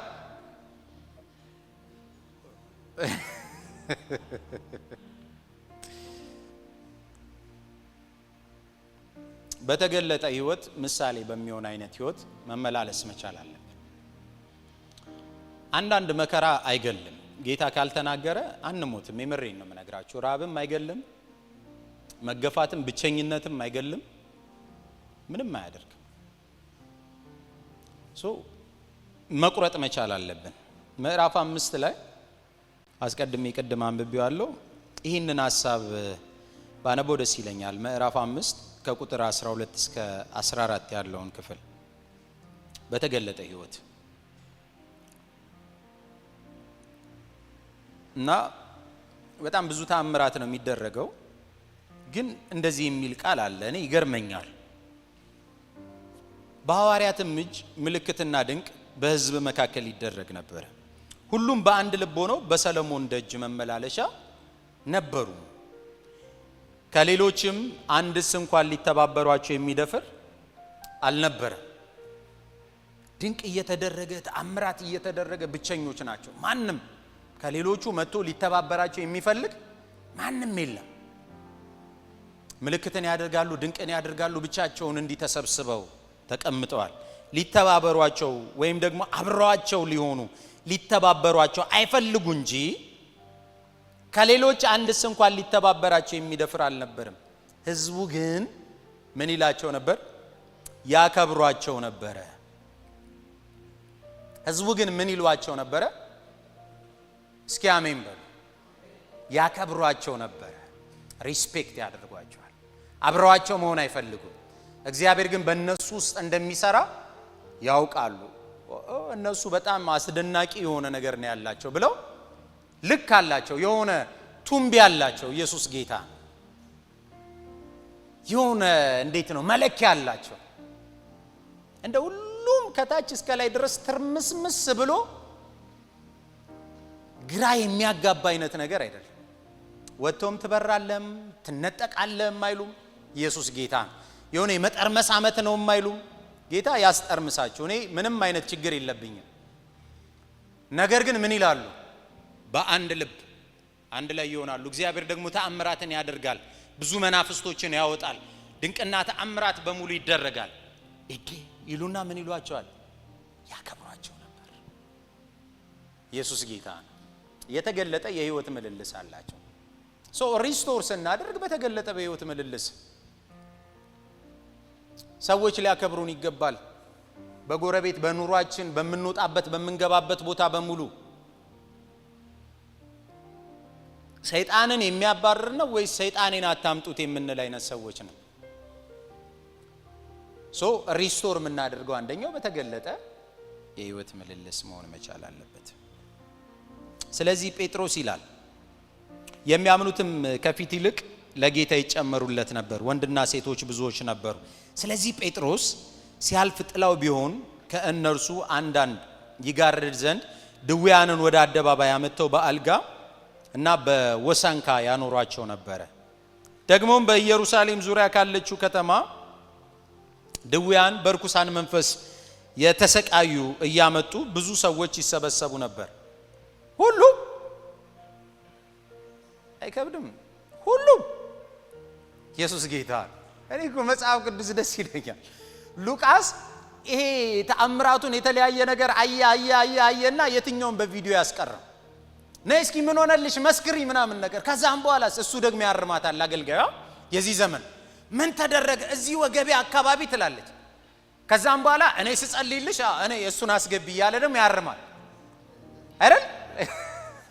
ከዛ እኔ ወደ ጉባኤ እኔ ስንት ሰዓት ነበር የመጣሁት ይላል። ልክ አንድ እግዚአብሔር ሰው ስትመጣ የሆነ ነገር ከዚህ ላይ ተነስቶ ፌክ ጌታ ይገልብጠው። እንደዚህ አይነት ነገር የለም። ፌክ የኢትዮጵያ ፊልሞች መታየት በቀዘቀዘበት ሰዓት የኛ የፎስ አገልጋዮች እንደ ፊልም ፌክ። ሉቃስ ሲጽፍ በጣም ብዙ የተፈወሱ ሰዎች ስለነበሩ አንድ ሁለት ምናምን እንዲህ በቃ ደከመው።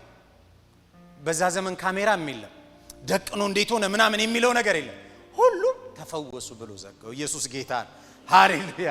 አቤት ያኛው ታምር! ያኛው ሰውዬ ከውስጡ አጓርቶ የወጣው መንፈስ አላለም። ሁሉም ምን አሉ? አቤት ያኛው ሲመጣ እላይ አልሶት እኮ ነው አላለም። የዚህ ዘመን ፉከራ ነው እሱ። የዚህ ዘመን ፉከራ። እኔ አንዳንዴ ከዚህ ከእንትን እንዴት ነው ላይክ ከጠንቋይ ቤት የተቀዳ ነገር የሚያደርጓል። ጌታ ይገልብጣቸው። ይሄ በቃ ድቤ እየቀጠቀጡ አሙቁልኝ ሆይ ሆይ ሆይ ሆይ ዘማሪ። እኔ በጣም ለእናንተ አንድ ነገር ልንገራችሁ። የትኛውም ሰው ቢጠራችሁ ጌታን ብቻ ነው የሚመለከው አይደል? ጌታ ብቻ ነው። በጣም ብዙ ሰዎችን አይቻለሁ። ይመጣል የእግዚአብሔር ሰው መጣ ተብሎ ይቆምለታል አምልኮ፣ ይቆማል አምልኮ። የእግዚአብሔር ሰው እየመጣ አንዳንድ ቦታ ላይ ደግሞ ሞቅ ይላል። መጣ እስኪ እየዘለላችሁ ዘለል ዘለል በሉ። ጌታ ይገልብጠው። የሚመሰገነው ጌታ ብቻ ነው። አምልኮ የሚገባው ጌታ ብቻ ነው። አረ ኢየሱስ ጌታ ነው። በተገለጠ ሕይወት መመላለስ ይሁንልን። ጌታን በሚያከብር አይነት ሕይወት ለማንም ዝቅ ለማለት አልተጠራንም። ለማንም ለማጎብደድ አልተጠራንም። የማንም አዳማቂ ለመሆን አልተጠራንም። የስ ማኖፍ ጋር ለማለት አልተጠራንም። ጌታ ኢየሱስ ክርስቶስን ድምቅ አድርገን ለማሳየት ተጠርተናል። ኢየሱስ ጌታ ነው። የከበረው ብላቴና ኢየሱስ ክርስቶስ በሕይወታችን ላይ ደምቆ እንዲነገር ለዚህ ተጠርተናል። ሃሌሉያ። አምልኮ በጣም በቃ ከልብ ጋር የሚገናኝ ከመለኮት ጋር የሚገናኝ መለኮት ጋር የምንተሻሽበት ኢየሱስ ጌታ ሃሌሉያ። በተገለጠ ሕይወት የሚመላለሱ ነበሩ። እግዚአብሔር ደግሞ ከነሱ ጋር ይሰራ ነበር እና በተገለጠ ሕይወት የምንመላለስ ከሆነ በአንድነት ጌታ በሕይወታችን ላይ የሚያደርገውን ነገር ምን ጠብቅ ከሆነ የመንፈስ ቅዱስ መነቃቃቱ ሪስቶር ማድረጉ እሱ ነገር በሙሉ የጌታ የመንፈስ ቅዱስ ኃላፊነት ነው። በሕይወታችን ላይ በኃይል ይሆናል። ኢየሱስ ጌታ ነው። ሌላው ከዚህ በኋላ ያው ስለ ጌታ ኢየሱስ ክርስቶስ ተናግሬያለሁ። ማዕከላዊ መልእክታቸው ኢየሱስ እንደነበረ። ሌላው የመጨረሻውን ሐሳብ ልናገርና እጨርሳለሁ። ሌላው እንዴት ሪስቶር ያደርጉ ነበር? ለጌታ ስራ በመዘጋጀት ወይም ደግሞ ለጌታ ፈቃድ ለመራመድ በመወሰን ደግሞ ሪስቶር ያደርጉ ነበር። ወደ ቀደመው ሐሳብ ወደ ቀደመው ነገር እንዴት ይመለሳሉ? ለጌታ ሐሳብ ራሳቸውን በመስጠት። ትዝ ካላችሁ የጴጥሮስን ሐሳብ ላንሳና ምዕራፍ 10 ላይ ምዕራፍ 11 ላይ የቆርኔሌዎስ ቤት የተደረገው ጉብኝት ነው። ምዕራፍ 10 ላይ የቆርኔሌዎስ ቤት የተደረገው ጉብኝት ነው። ምዕራፍ 11 ደግሞ በዛ የነበረውን ጉዳይ ለሐዋርያት የተናገሩበት ያ ክፍል አለ። ከዛ መከራ መምጣቱ ምዕራፍ 12 ላይ ያዕቆብ መስዋዕት፣ ጴጥሮስ ደግሞ መታሰሩ እንዴን ምዕራፍ 13 ላይ ይሻገርና የማመጠራት የጳውሎስ መጠራት። እነዚህን ነገሮች ስናይ ምዕራፍ 9 ላይ ጴጥሮስ በልዳ ወደምትባል ቦታ ሄደ ይላል እና በዛ በጣም አስደናቂ የሆነ አገልግሎት ነበረው። ድንቅና ተአምራት በጣም ብዙ ተደርገዋል። በጣም ብዙ ነገሮች ሆነዋል። እንደውም አንድ ብላቴናም ሞታ ነበርና ሞታለች ናና የሆነ ነገር አድርግ ብለውት ሲገባ ሁሉንም አስወጥቶ ተነሺ ሲላት ምን አለች? ተነሳች። ኢየሱስ ጌታ። ይሄ በመጽሐፍ ቅዱስ የተጻፈው ነገር ባይዘው ሕያው ነው። በዚህ በእኛ ዘመንም ደግሞ ይሆናል። ያው ሳናስመስል ምን ሳንል ይሆናል። ምዕራባውያን እንደሚያደርጉት ሳይሆን ትክክለኛ የሆነ ታሪክ ነው። አሁን ያንን ያዩና አንዳንድ ሰዎች ሬሳ ሳጥን ውስጥ ነፍስ ያለው ሰው አስቀምጠው ሳይንቀሳቀስ ተነስ፣ በቃ ጉባኤው ድብልቅልቅልቅ በቃ ተነሳ። እንደዛ ሳይሆን ምዕራፍ 9 ላይ ጴጥሮስ ምን ብሏል? የሞተ ቀስቅሷል። ይዘው ልብሷን ይዘው ዶርቃ ነው የምትባለው በዛ ዘመን በነበረች ጊዜ የለበሰችውን ልብስ በቃ ተለየችን እያሉ ገባ። ምን አለ ይላል? አስነሳ። እና ጴጥሮስ ተመቸው። በቁርበት ፋቂው በስምዖን ቤት ሆኖ ይጾማል፣ ይጸልያል፣ ምግብ ደግሞ ያዘጋጁለታል። እና ሰገነት አለው ቤቱ በጣም ይመቻል። እና እዛ ደግሞ ቁጭ ብሎ ይጸልያል። ከዛም በኋላ ይወርዳል። አንዳንድ እንደ ዶክተር ሆነ አያችሁ። ይሄ እንደ ነርስ የሆነ በሽተኛ አለ ታማሚ እንዲህ ያለ ምናምን ሲባል እየሄደ የሚፈውስ። ከዛ በቁርበት ፋቂው በስምዖን ቤት ተቀምጦ ምግብ እስከሚደርስ ድረስ እየጠበቀ እግዚአብሔር ደግሞ ሌላ ራእይ ያሳየው። አያችሁ እሱ ተመቻችቶ ሲቀመጥ የጌታ ደግሞ ሐሳብ ሌላ ነው። በቆርኔሌዎስ ቤት የመንፈስ ቅዱስን በረከት መቀበል ያለባቸው ወደ አሕዛብ መሻገር ያለበት አያችሁ። ሉቃስ በጣም ኢንቴንሽናል የሆነ ጸሐፊ ነው። በኢየሩሳሌም አለ። በኢየሩሳሌም የተደረገውን ነገር በሙሉ አደረገ። ምዕራፍ 8 ላይ ስትሄዱ ታላቅ ፈተና የእስጢፋኖስን መስዋዕት ተከትሎ ታላቅ ፈተና መጣ፣ ስደት መጣ። ለመጀመሪያ ጊዜ በአንጾኪያ የግሪክ ሰዎች ወንጌልን ሰሙ። እስከዛ ጊዜ ድረስ ለአይሁዳውያን ብቻ ነበር የሚናገሩት። ስለዚህ በኢየሩሳሌም በአይሁድ ሁሉ በሰማሪያ ብሎ እስከ ዓለም ዳርቻ ተጀመረ። ምዕራፍ 8 ላይ የግሪክ ሰዎች ሰሙ። የእግዚአብሔር መለኮታዊ ሐሳቡ ዓለምን በሙሉ በጌታ በኢየሱስ ክርስቶስ መጠቅለል ስለሆነ ጴጥሮስ ተሟሙቆ ትልቅ ጸጋ ይዞ ቁጭ ባለበት መጣና ብላ አልበላም፣ ብላ አልበላም። ያን ራእይ ታውቁታላችሁ። እንደ ሸማ የሆነ ነገር መጣ። በጣም ብዙ አራዊት አሉበት። እስራኤላዊ በሕጉ የተሰጠው ሊበላው የተፈቀደለት አለ እና ያን ሁሉ አርደ ብላ የሚል የጌታ ድምጽ ሲመጣ ይውላችሁ እኔ በጣም የሚደንቀኝ ቃል አለ ዛሬ ምዕራፍ 10 ላይ አንዳንድ ሰው ሪስቶር ላለማድረግ ወይም ደግሞ የጌታን ሐሳብ ላለመቀበል ያለን ልማዳችን ያለን አስተሳሰባችን ምን ያህል ክፉ እንደሆነ ላሳያችሁ። አርደ ብላ ሲለው እሱ ምን ይላል? ጌታ ሆይ አይሆንም የሚለው ማንን ነው? አይሆንም ጌታን ነው፣ ሰው አይደለም የሚለው። አብሮት ያስተምረው የነበረውን በገባበት ቦታ በሙሉ ወንጌልን የሰጠውን ይህንን ጌታ አርደህ ብላ ሲለው ምን አለ? ጌታ ሆይ አይሆንም። እኔ ከልጅነቴ ጀምሮ እንደዚህ አይነት አጸያፊ የሆነ ነገር ምን ብዬ አላቅም። አትከራከር በሉት ከጎን ያለው ኢየሱስ ጌታ። መከራከር ያስ በትንቢት ከሆነ ጌታ ሆይ እኔ ትንቢት እኮ ብናገር ማንንም አይቀበል። ለምን ተናገረው። ጌታን አይሆንም አይባል። ጌታ ሆይ አይሆንም አይባል። ኢየሱስ ጌታ። እስከ ዛሬ ድረስ መናፍስትን ለይተሽ አታውቂም እንዴ? ካመጣው ባዩ ኢየሱስ ጌታ። የሆነ ቅርጽና እንትን አበጅተናል እንደ ጴጥሮስ። ጌታ ሆይ አይሆንም። እኔ ከልጅነቴ ጀምሮ የረከሰ አይነት ነገር ነክቼም ማላቅም ከሚበላም የተመረጠ ነገር ነው እኔ የምበላው በሕጉ መሰረት የሚሄድ ጌታ እያመጣለት ነው ራዩን እንደዚህ የሚሟገተው።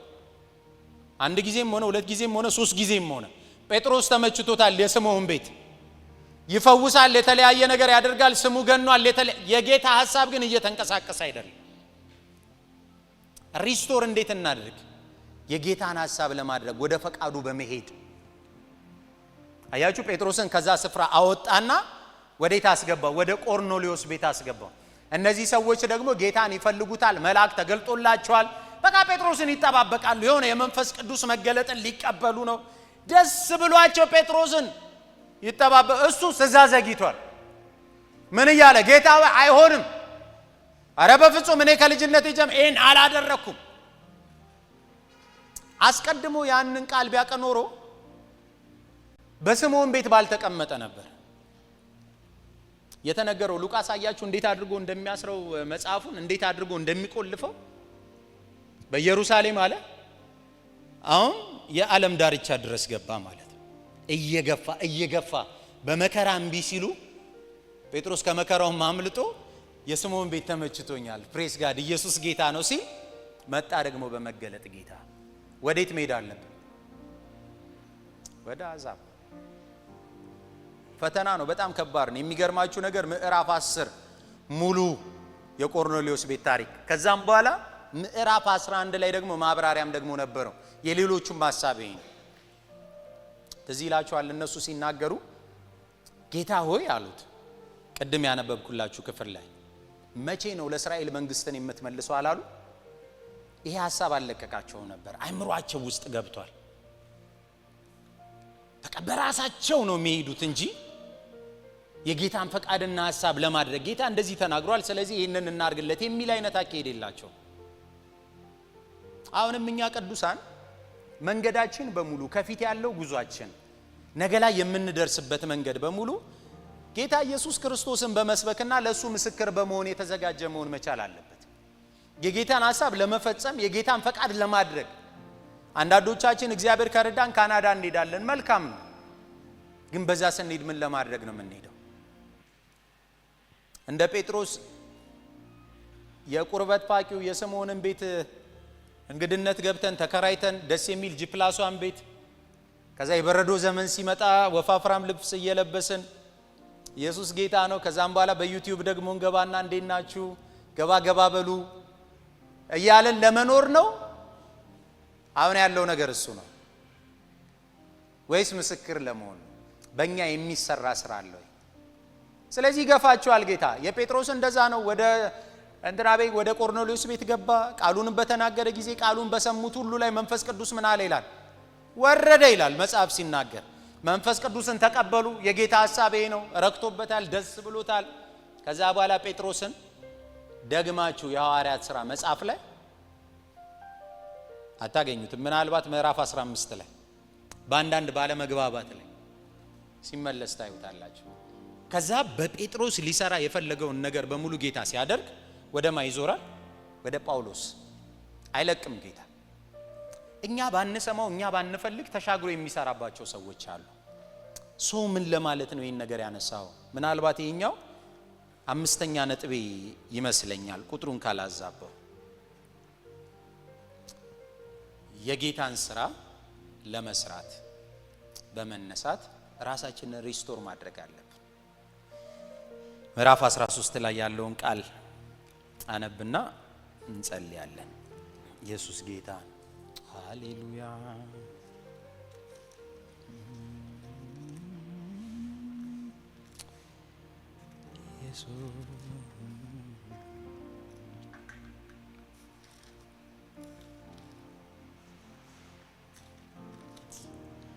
ምዕራፍ 13 ከ12 ጀምሮ በጣም አስደናቂ የሆነ ታሪክ ነው ያለው እና ምዕራፍ 11 ላይ በጣም ብዙ ያመኑ ሰዎች አሉ እና ምዕራፍ 12 ላይ በርናባስ እንደውም ይልኩታል፣ ይሄዳል እና በርናባስ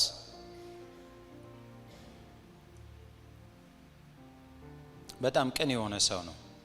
ጳውሎስን ከጠርሴስ ወደ አንጾኪያ ያመጣው በርናባስ ነው እና ምዕራፍ 13 ላይ የምታገኙት ከኢየሩሳሌም ወንጌል ወጥቶ የት ደርሷል? አንጾኪያ ደርሷል፣ ወይም ወደ አሕዛብ ገብቷል። እና ከዚህ በኋላ ያለው ምዕራፍ ምናልባት እግዚአብሔር ቢረዳን ወይ በባይብል ስተዲ ወይም ደግሞ እድሉን ስናገኝ ብንማማር በጣም ደስ ይለኛል። ከዚህ በኋላ ደግሞ ያለው ጀስት ከሰፈር ያወጣና እግዚአብሔር መልእክቱን ወደ ላይ ከሲስተም ጋር ዓለምን ከሚገዛው አሰራር ጋር ጳውሎስን የሚጠቀምበት እንደዛ ነው። በጣም ኮንስትራክቲቭ ከሆነው ከዚህ ዓለም አስተሳሰብ ወርልድ ቪው ጋር ነው ጳውሎስን የሚያጋጨው። የኢኮኖሚውን ሐሳብ፣ የፖለቲካውን ሐሳብ እያንዳንዱን ነገር እየፈለገ እየመረጠ ነው ጳውሎስ የሚያፈራርሰው። የጣዖት አምልኮን፣ ለጌታ ለኢየሱስ ክርስቶስ የማይገዛውን ያን ሁሉ ነገር ከፍ ብሎ የተቀመጠውን ነገር በሙሉ ይደረማምሰዋል ጳውሎስ። ቀልድ አያውቅም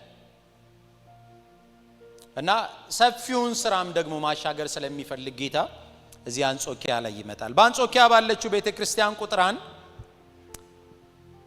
ነቢያትና መምህራን ነበሩ። እነርሱም በርናባስ፣ ኔጌር የተባለው ስምዖን፣ የቀሬናው ልክስዮስ፣ የአራተኛው ክፍለ ገዥ የሄሮድስም ባል አልምናሄ፣ ሳኦልም ነበሩ ይላል። እነዚህም ጌታን ሲያመልኩና ሲጾሙ መንፈስ ቅዱስ በርናባስና ሳኦልን ለጠሯቸው ስራ ለዩልኝ አለ። የዚያን ጊዜም ከጾሙ ከጸለዩ እጃቸውንም ከጫኑ በኋላ ሰናበቷቸው። በኢየሩሳሌም በይሁዳ መሟሟቅ፣ አልፎ አልፎ በሰማሪያ መሟሟቅ የሚባል ነገር የለም። እግዚአብሔር ሐሳቡን እስከሚጨርስ ድረስ ሰዎችን በሙሉ እየቀባ እያመጣ ይጠቀምባቸዋል። ጴጥሮስ ትልቅ የሆነ ሐዋርያ ነው። መንገዱ ግን እስከ ቆርኔሌዎስ ቤት ድረስ ነበር። ከዛ በኋላ ጳውሎስን የተጠቀመው። ስለዚህ ጌታ እንደሚፈልገው አድርጎ ይጠቀማችሁ፣ ይጠቀምባችሁ። ኢየሱስ ጌታ ነው። እሱ እንደሚፈልገው፣ ለስራው እንደሚፈልገው፣ ሊያደርግ እንደሚፈልገው አድርጎ ይጠቀም።